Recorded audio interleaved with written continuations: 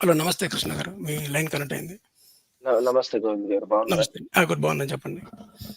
Voice కరెక్ట్గా వస్తుందా sir ఇవాళ? వాయిస్ వస్తుందండి మీ అందరిది. ఫస్ట్ సారీ అండి, నేను ఫస్ట్ ఫ్యూ మినిట్స్ నేను చూసుకోలేదు. తర్వాత నాకు 2 మైక్స్ కనెక్ట్ అయినాయి ఇక్కడ. అందువల్ల అది ప్రాబ్లమ్ వచ్చింది. తర్వాత ఎందుకో సడన్‌గా నెట్వర్క్ డిస్కనెక్ట్ అయింది. సో, గుడ్ థింగ్ అండి. నెక్స్ట్ తర్వాత ఫుల్ ఇంక నేను కట్ చేయకుండానే ఇంకో లైవ్ ఉంది. ఆ ముందు లైవ్ డిలీట్ చేస్తాను. యాహ్! మీ వాయిస్ బాగుంది, చెప్పండి. సార్, రిజల్ట్స్ పైన మాట్లాడదాం అనుకునే. హ్మ్. సార్, మన ధర్మరక్షకులు ఉన్నారు కదా సార్, హ్మ్. ఒకసారి వాళ్ళ ఛానల్లో వాళ్ళు సీట్లు తగ్గిపోవడానికి కారణాలని డిస్కషన్ చేసుకుంటున్నారు సార్. ఎక్కడ సీట్లు వ- ఓవరాల్ గానా లేకపోతే ఓన్లీ మన ఉత్తరప్రదేశ్‌లోనా? Pocket of regions Uttar Pradesh, Maharashtra, Rajasthan ఇట్లాంటి చోట్ల, అంటే సీట్లు తగ్గింది అక్కడే కాబట్టి, బెంగాల్ ఇలాంటి చోట్ల అవును.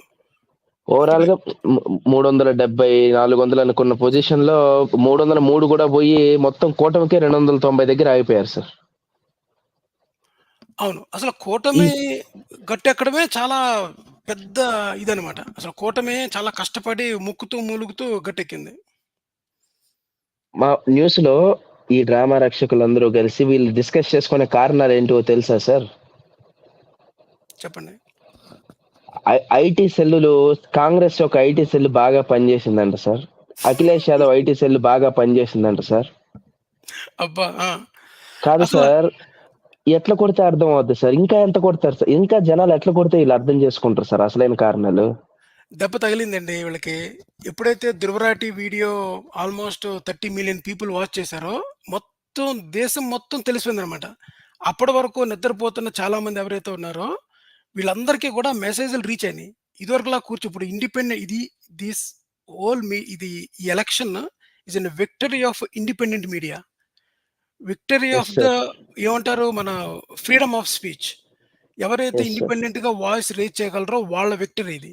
ఎందుకంటే మెయిన్ అవును సార్. స్ట్రీమ్ మీడియాలో ప్రచారం చేయడానికే అవకాశం లేని కాంగ్రెస్‌కి, other side of independent people ఇప్పుడు వీళ్ళందరికీ కూడా వీళ్ళేం చేస్తున్నారంటే, నేను ఒక పోస్ట్ ఉంది. చాలా విచిత్రమైన పోస్ట్ అనమాట. మీరు ఆ పాయింట్ వాళ్ళు డిస్కషన్ చేసే పాయింట్స్ పట్టుకొచ్చారు గనక, ఈ ధర్మరా ధర్మమార్గం ధర్మ మార్గం. భాస్కర్ రాజు ధర్మమార్గం భాస్కర్ రాజు ఒక పోస్ట్ పెట్టాడన్నమాట నిన్న. ఈ పోస్ట్ సార్. కనిపిస్తుంది కదా మీకు? ఈ పోస్ట్‌లో ఏం చెప్తున్నాడంటే, ఇది ఫుల్ చేస్తాను. కనిపిస్తుంది కదా!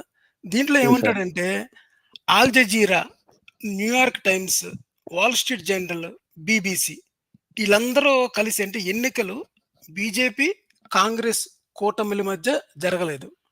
ఎవరి మధ్య జరిగిందంట? All Jazeera TV, New York Times, Wall Street journal, BJP వీళ్ళ మధ్య జరిగిందనమాట. తర్వా వాళ్ళకందరికి ఓట్లు ఉన్నాయా సార్ మరి? అదే. అల్ అదే. జజీరా, న్యూయార్క్ వీళ్ళకందరికి ఓట్లు ఉన్నాయా మరి అయితే? ఓట్లు లేకపోయినా ఓటర్లని ప్రభావితం చేయగలిగే శక్తి ఉందని చెప్పుతున్నాడనమాట ధర్మరాజన్ భాస్కర్ రాజు. ఇంకేమంటాడో చూడండి ఇక్కడ. ధ్రువరాటి, తర్వాత రవీష్ కుమార్, అభిసార్, అంజుమ్, నారా అయూబ్, సభ, సాక్షి జోషి, శ్రీనివాస్, తర్వాత నిధి, తర్వాతేమో వరదరాజన్ తదితరులంట. కానీ ఇందులో మన ఒక ఇంపార్టెంట్ వ్యక్తిని మర్చిపోయాడు మన బోన్ డాక్టర్. అదేంటంటే మన దేశభక్త్ ఉన్నాడు కదా, ఆకాష్ బెనర్జీ. ఆకాష్ బెనర్జీ. ఆ పేరు మర్చిపోయాడు. సో, చాలా మందున్నారు. అంటే ఎవరైతే ఇండిపెండెంట్ వాయిస్ ఎవరైతే రైజ్ చేస్తారో, ఇండిపెండెంట్ వాయిస్ రైజ్ చేసినోళ్ళు ఎయిదర్ వాళ్ళు పాకిస్తాన్ నుంచి డబ్బులు తీసుకుంటున్నారు, లేదంటే వాళ్ళు మన చైనా నుంచి వాళ్ళకి ఫండింగ్ వస్తుంది. లేదా జార్జ్ సోరోస్. ఎక్కడ చూసారా? జార్జ్ సోరోస్ అతను ఆల్సో. తర్వాత ఫోర్డ్ ఫౌండేషన్, తర్వాత ఒమిడ్యార్, రోత్ చైల్డ్, తర్వాత కాదు సార్, నాకు అనుమానం సార్. చెప్పండి.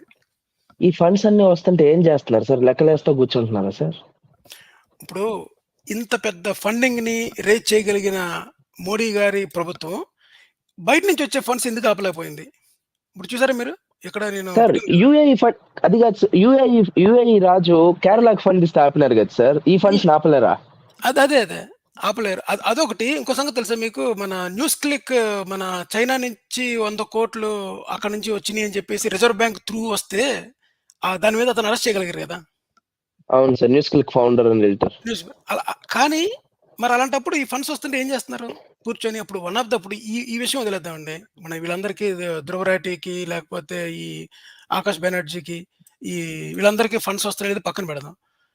ఫండ్స్ వస్తున్నాయి అనుకుందాం. ఇప్పుడు నిజంగా ఈ ఫండ్స్ అన్నీ వస్తే వీళ్ళు బాగా రెచ్చిపోతే వాళ్ళ ఎలక్షన్ కదా! ఇప్పుడు ఎలక్షన్ స్ట్రాటజీలో పార్ట్‌గానే దీన్ని ఆపి ఉండి తీరాలి.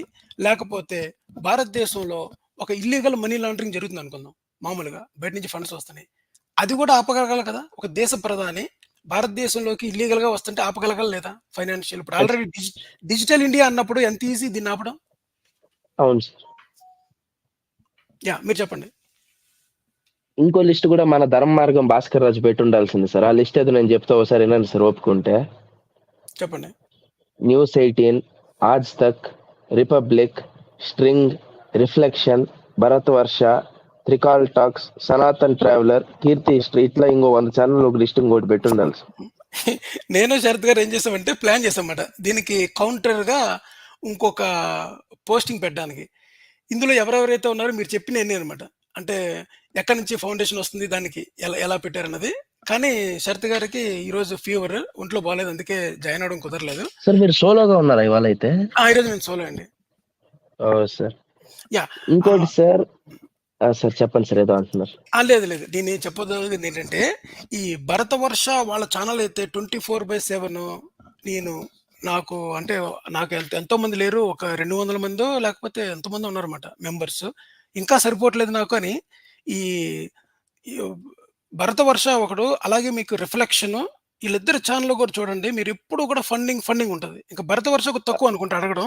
కానీ రిఫ్లెక్షన్ బాగా రిఫ్లెక్షన్ గాడైతే ఆడు ముందు మీరు నాకు రూపాయి ఇవ్వండి, రూ. 100 అవుట్‌పుట్ చూపిస్తానని చెప్పి ఆ రోజు రూ.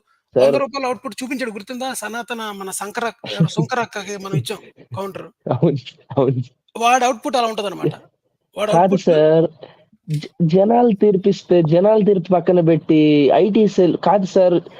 మా పైన ఏ ప్రభావాలు ఉండవా సార్? మా రోజువారీ ప్రభావాలు మా పైన ఉండవా సార్? మా రోజువారీ ఇబ్బందులు మా ఈ ఓట్ల పైన ప్రభావం చూపించవా సార్? ఐటీ సెల్‌లు మాత్రమే చూపిస్తాయా సార్? వాళ్ళకి తెలిసింది ఒకటేనండి. వాళ్ళకి కాదు. తెలిసింది వాట్సాప్ వాళ్ళకి పోస్టుల్లో. కూడా వాళ్ళకి కూడా కారణాలు తెలుసు సార్. కానీ సెలెక్టివ్‌గా ఇవి కావాలని చెప్పటం సార్. అందుకనే ఈ టాక్ రేషనల్ ఇలాంటి ఛానల్, సత్యాన్వేషి ఈ ఛానెల్స్ పెట్టింది ఎందుకంటే, other side of the argument వినిపించడానికి అవకాశం లేకుండానే వాళ్ళలో వాళ్ళే మాట్లాడుకుంటున్నారనమాట. సో, ఆమ్ ఆద్మీ అంటే ఏంటంటే, సామాన్య ప్రజలకి కావాల్సింది ఏంటంటే, మీకు గ్యాస్ సిలిండర్ ప్రైసెస్, నిరుద్యోగము, రోడ్లు, ఇన్‌ఫ్రాస్ట్రక్చర్, ఎడ్యుకేషన్, మెడికల్ ఈ ప్రభావం ఏమీ చూపించదు. వాళ్ళకి ఒక రామ మందిరం ఒకటి కట్టేసి ఇచ్చేస్తే చాలు. రోజు అక్కడికెళ్ళి మన గోత్రాలు అవి చెప్పుకొని, అర్చనలు చేసుకొని, అక్కడ ఆ కట్టిన రామాలయంలో గూడా సీతారాములు లేరు చూసారా మీరు? యాక్చువల్‌గా బాలరాముడు ఒకడు. ఆ! బాలరాముడున్నాడు. బాలరాముడున్నాడు. అదే మొత్తానికి సార్. నేను సెటైరికల్‌గా చెప్పాలంటే, వాళ్ళకి హనుమంతుడి శాపం తగిలిందండి. ఎందుకంటే, హనుమంతుడు ఎప్పుడూ గూడా రాముడు, సీతని విడివిడిగా ఉంటే చూడలేడు. హనుమంతుడు అవును ఎప్పుడూ సార్. గూడా రాముడు, సీతని కలిసి ఉండడం చూస్తారన్నమాట. ఆ అవును. అయోధ్యలోని రాముడిని, సీతని కలిసి పెట్టడం వల్ల హనుమంతుడు తోకతో కొట్టాడు. అందుకే ఆళ్ళకి బీజేపీలో గట్టి దెబ్బ తగిలింది. ఇప్పటికి గూడా రియలైజ్ అవ్వకుండా, ఇప్పటికి గూడా జనాల్ని మోసం జేశారు. అసలు ఎందుకు జేస్తారు సార్? అసలు జనాలు అంత ఎదవలా సార్ జనాలు? అందరూ వీళ్ళలాగే ఉంటారేంది సార్? అందరూ బత్తాయిగాళ్ళు అనుకుంటున్నారండి. బత్తాయిగాళ్ళు ఉండరు. ఆ! ఆలోచించేవాళ్ళు ఉంటారు గనక రిజల్ట్స్ ఇలాగే ఉంటాయి. పడిపోయారు 240 కంటే దాన్ని అర్థం చేసుకోకుండా మళ్ళీ సార్ అసలు అయ్యో రామచంద్ర! రిపబ్లిక్ టీవీ జూసారా సార్ రిజల్ట్స్ రోజు? అవును. సార్ వాళ్ళు జర్నలిస్ట్‌లా? వాళ్ళు ఎవరు సార్? పెంపుడు కుక్కలా? ఎవరు సార్ అసలోళ్ళు? అసల నీకు ఒక్క నిమిషం మీకు అర్థం అవ్వదు సార్. హమ్ అని చెప్తున్నాడు సార్ అతను. అర్నబ్ గోస్వామి అసలు లైవ్‌లో ఉన్నాడు అనుకుంటున్నాడో లేదో తెలీదు సార్. హమ్ మ్యాజిక్ నంబర్ పాస్ కియా. హమ్ మ్యాజిక్ నంబర్ కలుపుకుంటున్నాడు సార్ ఆయన్ని గూడా. ప్రభుత్వం ఐ మీన్ పార్టీలోకి. వాళ్ళు జర్నలిస్టులు కాదండి. వాళ్ళు ఇప్పుడు మనం గోధి మీడియా అంటే ఊరికే అన్నాం కదా! గోధి మీడియా కంటే ఒక పదం ఉందన్నమాట. ఇక్కడ ఏం చేస్తారంటే, ఇక్కడ మోడీ గారి షూ మీద విషపు చుక్క పడిందనుకోండి, ముందు చచ్చిపోయేది ఎవరో తెలుసా? అర్నబ్ గోస్వామి. ముందు చచ్చిపోతాడనమాట. బూటు మీద విషపు చుక్క పడిందంటే, నాలుకతో నాకి చచ్చిపోయేది ఎవర్రా అంటే అర్నబ్ గోస్వామి. సో, కాదు సార్. అంత సార్ చెప్పండి. అంత అసలు ఎంత హమ్ అంటే ఇప్పుడు ఒక భారతదేశాన్ని ఒక మెయిన్ స్ట్రీమ్ మీడియా అమ్ముడుపోయింది అనడానికి మీరు చెప్పిన ఈ హమ్ అనే పదాన్ని ఉపయోగించడమే. హమ్ పాస్ కియా అంటే ఏంటి? ఇప్పుడు నెక్స్ట్ అదే సార్ ఏంటి సార్? ఎళ్ళిపోతాడా ఏంటి? ఎళ్ళిపోయి ఇప్పుడు ఈళ్ళందరూ గూడా ఎక్కడైతే కీలక పదవుల్లో ఉన్న ఇంక్లూడింగ్ కొంతమంది టాప్ లెవెల్ జడ్జెస్ కూడా రిటైర్ అయిపోయిన తర్వాత మనకి మంచి నామినేటెడ్ పోస్టులు దొరకడం మనం చూసాం కదా. తగులుతా ఉంటారు సార్. అవును సార్. అలాగే అర్నబ్ గోస్వామి కూడా వెళ్ళిపోతాడు మన బీజేపీ పార్టీలో గ్యారంటీగా. హంపాస్కి అంటే ఇప్పుడు ఒక జర్నలిస్ట్ న్యూట్రల్ పొజిషన్ తీసుకొని చెప్పాలి కదా. ఇప్పుడు ఎన్డీఏ పాస్ కి న్యూట్రల్ మీద కాదు సార్, అసలు ఇండిపెండెంట్ పొజిషన్ తీసుకొని చెప్పాలి సార్ ఎప్పుడైనా. కరెక్ట్. అది ఇప్పుడు గుడ్ అండి. మనకి చాలా కాల్స్ ఉన్నాయండి. మీరు యాడ్ సార్ చేసిన ప్లీజ్, వాయిస్ నేను thank you so much sir. Carry on sir. Thank you so much. Thank you అండి. చివరిలో అవకాశం అయితే తీసుకోండి సార్. షూర్. మీరు కనుక ఉంటే స్టేజ్లోనే తీసుకుంటారండి తప్పకుండా. Thank you so much. Okay అండి.